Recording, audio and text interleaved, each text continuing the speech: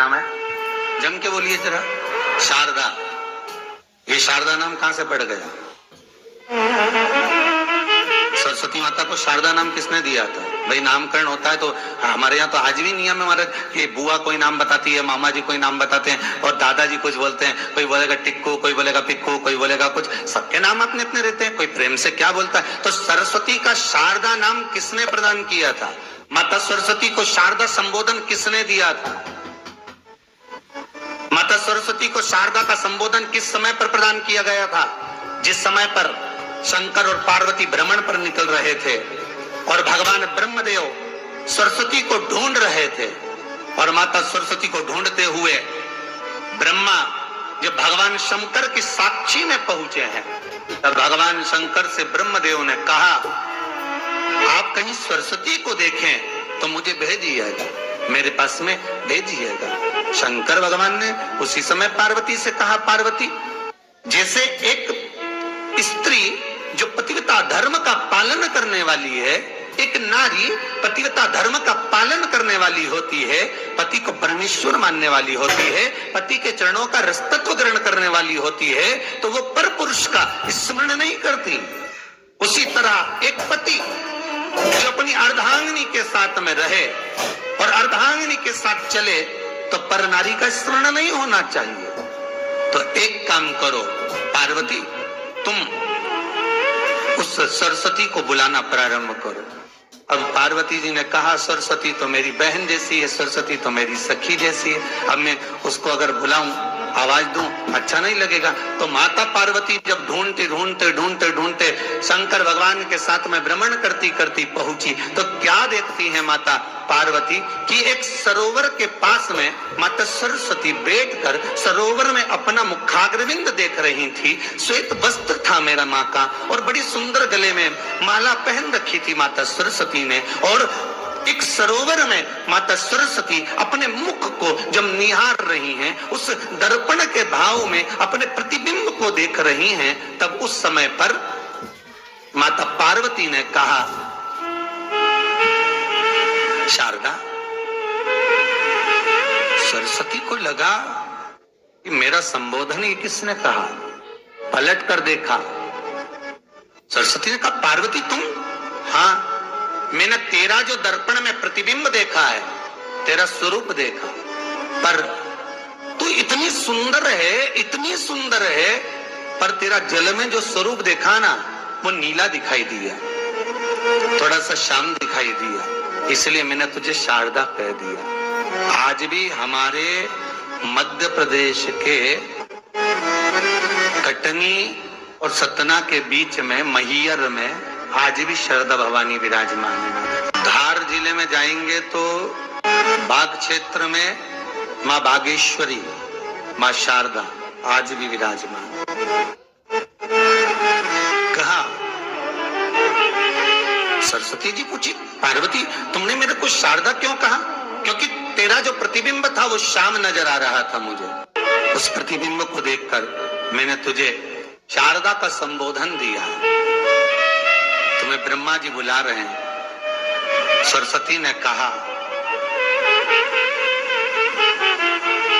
पार्वती मैया, दीदी, आपने मुझे जो नाम दिया है, जगत के लोग, संसार के लोग मुझे इस नाम से जब पुकारेंगे तो ये शारदा, ये सरस्वती स्वयं उसके कंठ पर, उसके मस्तिष्क पर सदा विराजमान रहेगी, ये शारदा बनकर।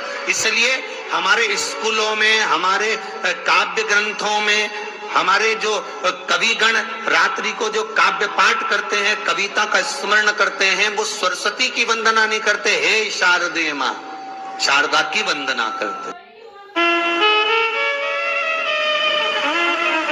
कभी आपसे कोई पूछ ले कि शारदा नाम पार्वती सरस्वती का कब पड़ा, तो आप बता सकते कि ये माता शारदा नाम कोई सहज नहीं है। माँ ढूंढने के लिए जब निकली ब्रह्मदेव के कहने पर भगवान शिव के साथ भ्रमण करती, नाम का उच्चारण कोई सहज नहीं होता। कोई देखता होगा, दादाजी ने अगर किसी का नाम कुछ रखा है तो कुछ सोच के रखा होगा, पिताजी ने अगर कुछ रखा है तो उसके मन में कुछ आया होगा तो रखा होगा, मम्मी ने अगर कोई नाम रखा है तो उसने कोई विचार कर कर रखा होगा। कोई नाम अगर किसी का रखा जाता है तो उसके अनुकूल रखा जाता है कि हो सकता है कि वो नाम की क्या उसके मन में चल रहा होगा। तो शारदा का संबोधन कोई सहज नहीं है। माता सरस्वती का एक नाम शारदा हुआ, इसलिए संबोधन में सरस्वती कम शारदे मां ज्यादा बोला जाता है। आप काव्य पाठ कर लो, नाम जाप कर लो, स्मरण कर लो। हम बच्चों से कहना चाहेंगे, छोटे छोटे बच्चों से, आप माता सरस्वती की आराधना करा करो। मेरे बच्चों से निवेदन है, कभी जिंदगी में अगर मौका मिल जाए और सरसों के फूल यदि आपके जीवन में आपको कहीं से प्राप्त हो जाए, सरसों के फूल जानते हो ना, पीला कलर का होता है सरसों का फूल, आप प्रयास करो सरसों का फूल। जिस दिन माता सरस्वती का, मेरी बागेश्वरी का जिस दिन प्रागट्य उत्सव हो बसंत पंचमी का, उस समय पर माता सरस्वती का स्मरण कर कर वो सरसों का फूल आप देव अधिदेव महादेव को चढ़ाइए। जैसे माता सरस्वती को ज्ञान दिया था वैसा मेरा महादेव आपको भी ज्ञान दे। वो सरसों का फूल आप देव अधिदेव महादेव को समर्पित। कई जगह पर आम के जो झूमर होते हैं वो, कई जगह पर सरसों का पुष्प, सरसों का फूल वैसे शिव महापुराण के अनुसार अगर अपन देखें तो बड़े रोग में भी कारगर होता है। जिसको कैंसर जैसा रोग हो जाता है या किडनी लीवर जिसका डैमेज हो जाता है, इसके लिए हमने पहले भी कथाओं में वर्णन किया है। बसंत पंचमी का दिन, महाराज सरस्वती का दिन, जिस दिन जो बच्चा पढ़ने में कमजोर होता है उसके हाथ से बसंत पंचमी के दिन सरसों के 31 फूल शंकर जी को चढ़ा दिए जाते हैं तो बच्चा पढ़ने में अव्वल निकल जाता है। उसके बच्चे को कभी नहीं कह सकते कि पढ़ने बैठ, वो खुद बैठेगा। केवल आज बसंत पंचमी का दिन, एक ही दिन चढ़ता है। और बाकी के सरसों के फूल आपको मालूम है कि रोग मुक्ति के लिए तो होते ही हैं। ये तो आपको पहले भी वर्णन किया महाराज कि जब कोई एकदम रोग आ जाए और डॉक्टर एकदम बोल दे कि ये रोग भारी आ गया है और इसकी जांचें जाएंगी और फिर ये कुछ भी हो सकता है, तो क्या करा जाता था कि 108 सरसों के फूल लाकर तुरंत शंकर भगवान को चढ़ाए जाते थे महाराज। तो चढ़ाने के बाद में रिपोर्ट अच्छी आती है। ऐसा नियम है। कहीं कोई ठेकेदारी करते ना, जो ठेका भरते हैं कि भाई मेरा टेंडर आना चाहिए, मेरा ये काम होना चाहिए, मेरी मल्टी बनना चाहिए, या मेरा ये काम के लिए जानो, ये काम फतेह होना चाहिए, उसके सबके हाथ पैर जोड़ने से अच्छा है एक काम करो, बस 108 सरसों के फूल उठाओ, शंकर जी का उद्धतेश्वर महादेव का नाम लिखो और छोड़ दो, शिव जी के ऊपर एक एक कर चढ़ा दो, वो ठेका तुम्हें ही मिलेगा, वो काम तुम्हारे पास ही आएगा।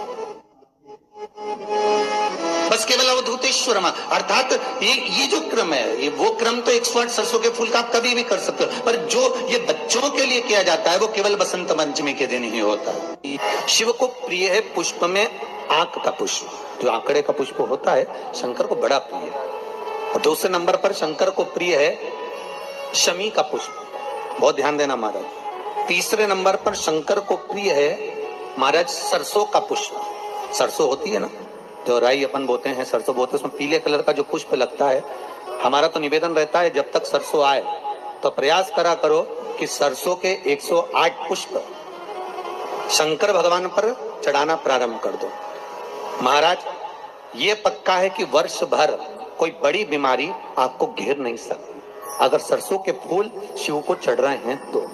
और प्रयास करना कि सरसों का जो पुष्प होता है, सरसों का जो फूल होता है महाराज, अगर कोई व्यक्ति को किडनी या लीवर से जुड़ी हुई कोई तकलीफ होती है या किसी व्यक्ति का एक्सीडेंट हो गया होता है और उसका कोई अंग रह गया हो, कोई शरीर का कोई भाग रह गया और वो काम नहीं कर रहा हो, जैसे किसी के पांव रह जाते हैं एक्सीडेंट के बाद, किसी का हाथ रह जाता है, या कोई अंग काम नहीं कर रहा हो, वहां ब्लड पहुंच नहीं रहा हो, वो जगह एकदम सुन्न हो गई हो, खाली पड़ गई हो, तो उसके लिए शिव महापुराण की कथा कहती है कि सरसों के पुष्प 11 शंकर जी के राइट भाग में, जहां शिव जी के गण दरवाजे के द्वारपाल मणिभद्र जिस जगह पर निवास करते हैं, कौन निवास करते हैं?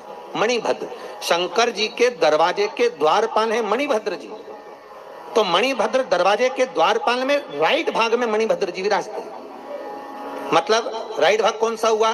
जब आप मंदिर से बाहर निकलेंगे तो राइट भाग, मंदिर में प्रवेश करेंगे जब राइट नहीं होना चाहिए, आप मंदिर से जब जाएं तो राइट भाग। मतलब आप मंदिर से राइट से जाएंगे तो शंकर जी का भी राइट हो जाएगा, क्योंकि शिव जी ऐसे बैठे हैं तो शंकर जी का भी राइट हो गया, देवता उनका भी राइट हो गया।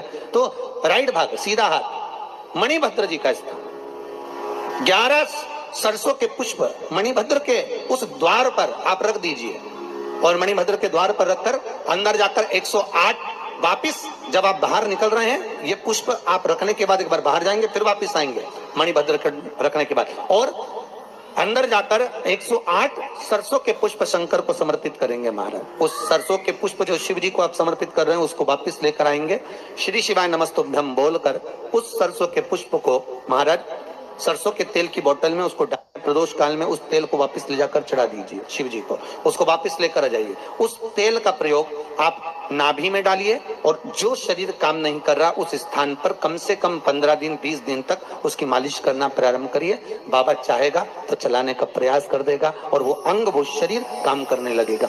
मणिभद्र का स्मरण, श्री शिवाय नमस्तुभ्यम, सब बोलिए एक बार जमकर, श्री, अरे पहले बोल दिया, हमारे साथ तो बोलो, श्री शिवाय नमस्तुभ्यम। भगवान शिव के मंत्र का स्मरण कर कर करते सरसों का जो पुष्प है उसमें आनंद की अनुभूति है। आनंद